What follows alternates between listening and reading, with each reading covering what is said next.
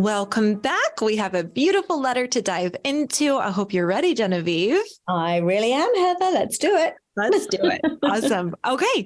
So the question is this true? And if so, why? Dun, dun, dun. The letter writer says, my 41 male friend, 33 female, that's weird, told me women in their 40s see it as a red flag if a man in his 40s has never been married. Why is that? Is it more of a red flag than a man being divorced? Oh, I love this. Actually, I'm getting excited. Why would it be a red flag if a man decided to focus on his life, build a really good life for himself, and then in that time frame, never marry a woman that he was compatible enough with not to marry? Why is it not a red flag if a man has gone through a divorce? Wouldn't a failed marriage be worse than no marriage at all? This is good. This is a good question. And honestly, I will say that in all of my years, really quickly, I will say that a 40-year-old never been married client, when working as a matchmaker, does make us professionally, I'm just going to be vulnerable. We go, why? And isn't that funny? I would love to unpack this because this person's right. It is seen but we do the same if it's a 40-year-old woman that's not been married. That's what I'm saying. Men, women, client. It's not necessarily just a man. It's anyone who gets into their 40s that's not been married. There is a question mark as to why. Yep. And, sometimes it could be that they've been engaged and they called it off because they realized it was wrong. My concern is more if you've got someone in their 40s who's never been in a committed relationship. So there's a difference between, I'm not worried about the marriage bit. The marriage bit doesn't worry me at all because a lot of people are more hesitant to get married nowadays than to jump into marriage. We're in a different space in society, and we've evolved in a different way that people don't jump into marriage and don't feel it's necessary to be married nowadays in the same way. So I'm not worried. I'm going to take marriage out of this equation. Because I don't think that's the relevance of this conversation. I think to me, it's more someone in their 40s, male or female, who's never been in a committed relationship. That is where my red flags would come up.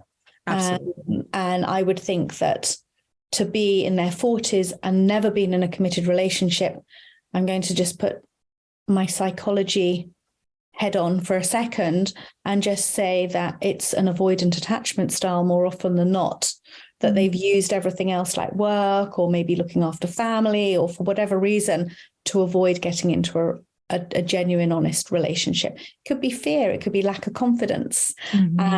It could even be that this person doesn't have the emotional bandwidth for a relationship as well, that they're very much comfortable on their own and maybe very introverted and much happier just living on their own. And then all of a sudden, biological clocks start ticking.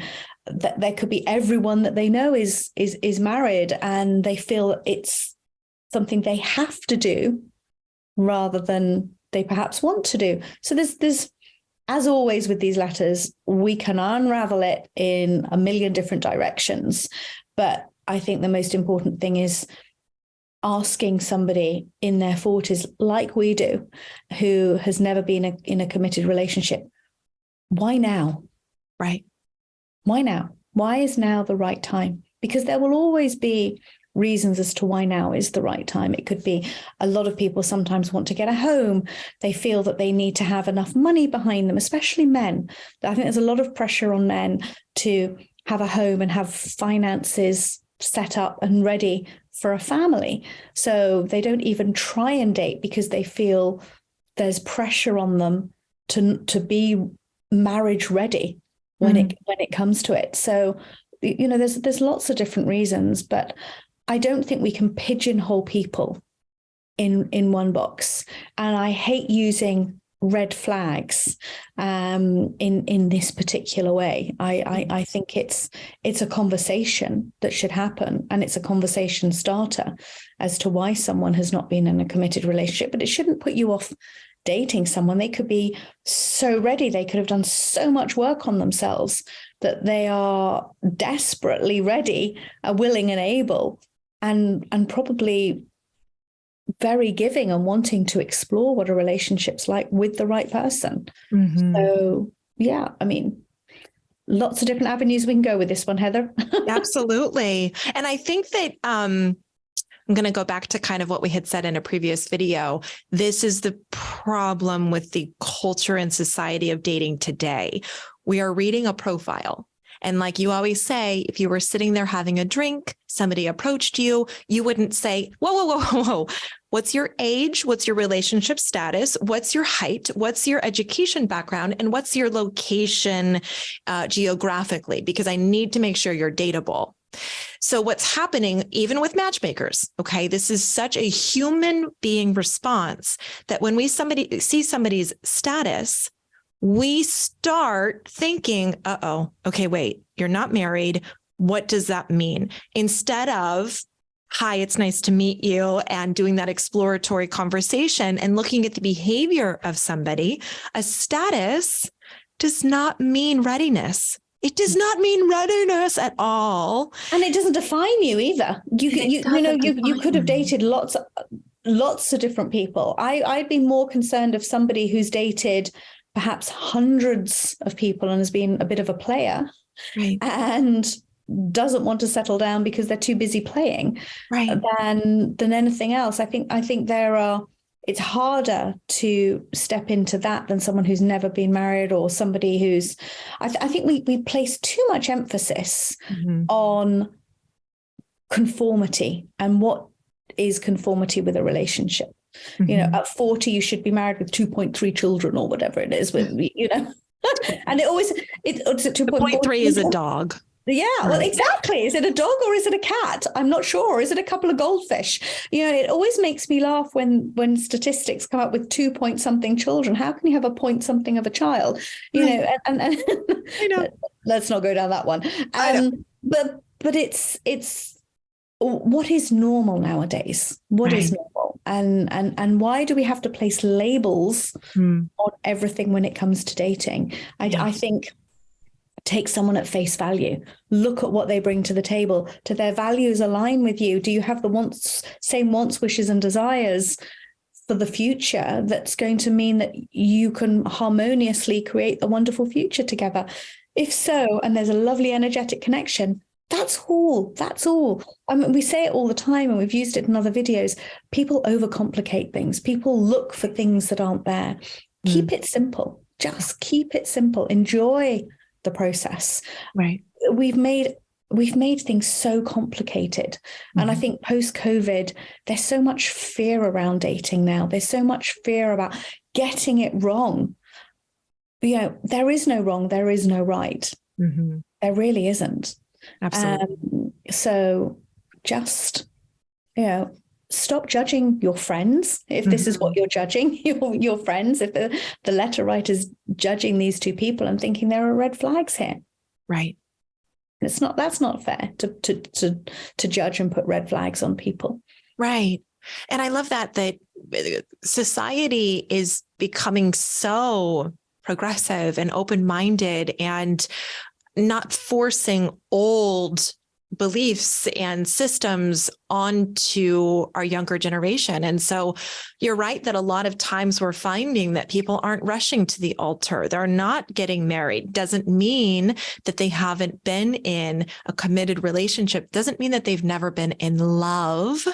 It just means that they've never exchanged rings.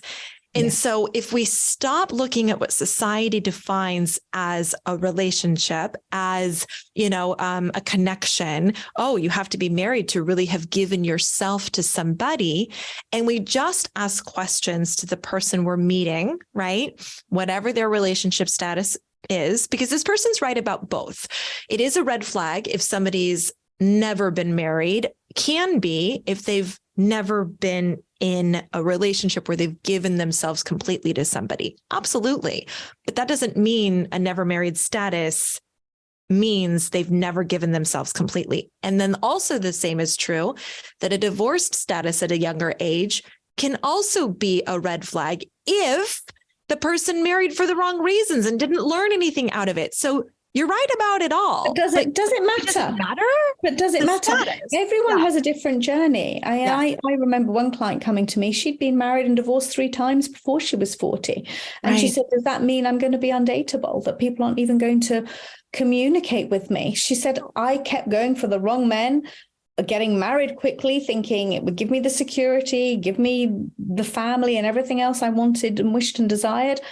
And she threw her heart open too soon to these men. She learned her lesson, and the 4th time she got married, she's still married.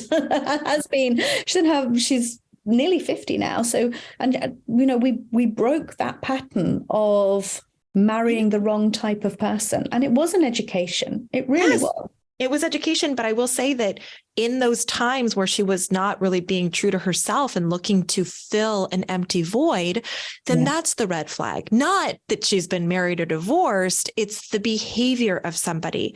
And now that she's really readied herself and explored her needs and explored her patterns, that's the kind of person, right? That's the skill set. That's what we should be looking for. If your goal is to be in a committed relationship, you want to look for those that have the skills and understanding how to do it. Their previous relationship and their commitment ready. And that's not a previous relationship status. I wish it was. I wish it was that easy. If this person is this status, then it means that they're this. That would mean we would be out of a job, Genevieve, because people would be able to figure it out themselves, right? I don't think we'll ever be out of a job for that particular reason, that even if they think they can figure it out, sometimes the thinking and the reality are 2 different things. They're super different. Human beings are just complex beings. Yes. Which is why I say to everybody, it's my motto for everyone, keep it simple. Keep it simple. Stop overcomplicating it. There you go. Exactly. And that's an easy thing to remember. Keep it simple. Take a breath. Stop judging your friends. Stop judging your friends. Stop judging perfect strangers because, she's never been married and he's been married and he's 32 and she's 48. Blah, blah, blah. Like, stop it. Get to know the person, not the status. That's the biggest takeaway here. Let's stop prejudging people based on their status. Let's look at who they are today. Look at their goals, wishes, desires, their communication style, their confidence level. Like, that's how we start learning about people, not their status, right? No, I agree. So exactly. Keep it simple. Start learning more about somebody and forget a status. It's not that big of a deal. So awesome. All right. Well, thank you so much, Genevieve. As always, you're welcome. It's fun chatting with you. I love unpacking all of this stuff together with you. And we hope you do as well out there, our listeners and watchers, and like and subscribe because we are here for you every week to provide you with more tips, tricks, suggestions to make dating a heck of a lot funner and easier and get you to your goal of lasting love. So, of course, go to matchmakingcompany.com as well if you're really looking for a change in your love life, because we are here to help you uncomplicate dating. So awesome. Thank you so much, Genevieve. I'll talk with you again soon. Okay. Speak to you soon. Bye-bye.